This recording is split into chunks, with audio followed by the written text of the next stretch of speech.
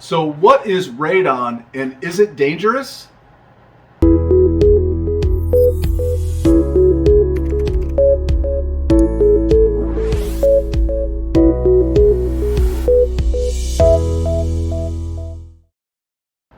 Hi everybody, it's Mike Bryant here, and I want to record this quick video about radon.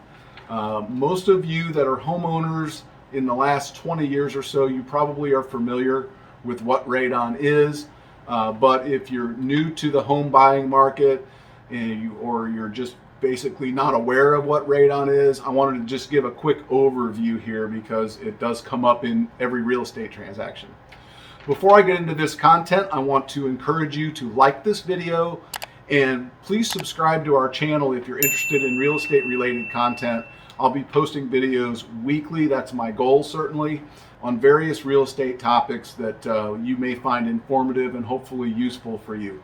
So without any further ado, let's get into this. So when we pull up the Environmental Protection Agency website, and they have just a really simple explanation here, and I want to just read this directly from their website. What is radon gas and is it dangerous? Radon is a naturally occurring radioactive gas that can cause lung cancer. Radon gas is inert, colorless, and odorless. Radon is naturally in the atmosphere in trace amounts. Outdoors, radon disperses rapidly and generally is not a health issue. Most radon exposure occurs inside homes, schools, and workplaces. So what we're really talking about is radon is a naturally occurring gas, and when it gets isolated indoors in higher levels, that's when it becomes potentially dangerous. And radon is something you can't smell or see or taste. It's completely inert. So it has to be measured with special detection equipment. Interestingly, I first heard of radon when my wife and I sold our first home that we had purchased a couple of years earlier. We didn't know anything about radon, and this was in the late 1980s. And some East Coast buyers had actually moved to Indiana and were the buyers on our little bungalow that was built in the early 1940s. And they did a radon inspection, and we had never heard of such a thing. And I was not in real estate at the time. And so I'm like, well, what are they even talking about? We had no idea. Well, since then, obviously, it's become a lot more prevalent, and it's a lot more commonplace to measure for radon and to ultimately, if necessary, mitigate for the radon. But just going back to this article here, it says, radon gas becomes trapped indoors after it enters buildings through cracks and other holes in the foundation. Indoor radon can be controlled and managed with proven cost-effective techniques. And it goes on to talk about the lung cancer effects of exposure over a period of time, etc. So what we're really talking about is the long-term safety of the occupants of the home, and that the home has been measured and monitored and, if necessary, mitigated for radon. When you're a home buyer, you want to make sure that the home you're buying gets tested for radon if it doesn't already have a radon mitigation system. Now, the radon mitigation systems are fairly straightforward. It's relatively simple process where a hole is drilled down into the slab in the lower level, into the ground level underneath the house, a 4-inch PVC pipe typically, which is then extended outside of the foundation walls to the exterior, and then with a fan unit that's built into the PVC configuration, actually sucks the air out from underneath the slab of the home and expels it up above the roof line, or close to the roof line in most cases, above the roof line, where it then is dispersed outdoors and isn't a danger to anyone. It's a relatively simple configuration. These mitigation systems tend to cost between $650 and maybe $1,000 on the top end if there's a lot of complexity to the installation.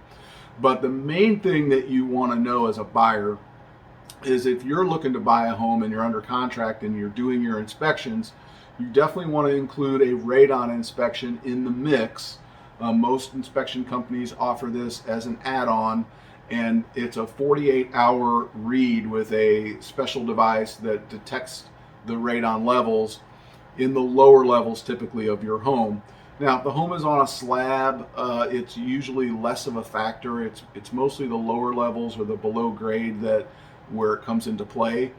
And even if you're not planning on finishing your lower grade or living down there yourself, you want to get in front of this as a buyer, because you don't want to be stuck with paying for mitigation for the person that ultimately will buy your house whenever you move.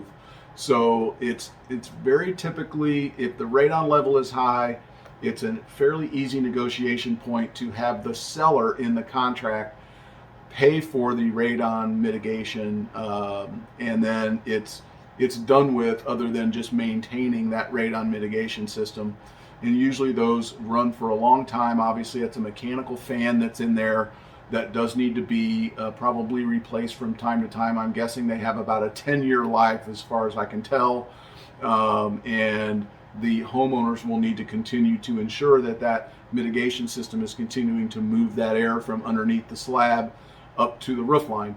So you'll see with these photos here that I'm showing you now, radon mitigation systems are fairly prevalent. I think something like 1 out of every 3 homes or 1 out of every 4 homes, something like that, has a high radon level. And again, it's not a sign of anything wrong with the house itself. It's very random in the way that radon sort of emits out of the core of the earth.